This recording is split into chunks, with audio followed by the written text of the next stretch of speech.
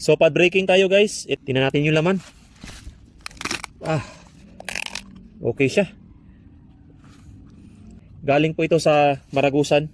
Nung nag-training kami 2018 sa Maragusan. Doon ko kinuha itong Scion doon sa Maragusan. So maganda po siya. Malalaki din yung seeds niya. Yan po. Trinitario EM617 para Maragusan. Malalaki yung seeds niya. Tapos ito naman yung UF18 guys. UF18. Yan. So ang kagandahan ng UF18 kahit maliit siya, kunyari ito, maliit yung pads natin. Ganun pa rin yung buto niya, malalaki, ano pa rin, sulit pa rin. Hindi man gaano kalaki pero sulit pa rin siya. Bilog. Maganda.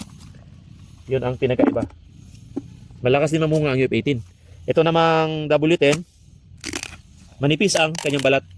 Tapos malalaki yung kanyang buto, seeds, yan Matamis, masarap itableya. Halos 30% yung white beans niya from Criollo. So masarap ang W10. So may tanong, alin ba doon ang maganda? Tapos BR25, di ba? Dapat marami kayong clone sa isang farm, hindi lang isa.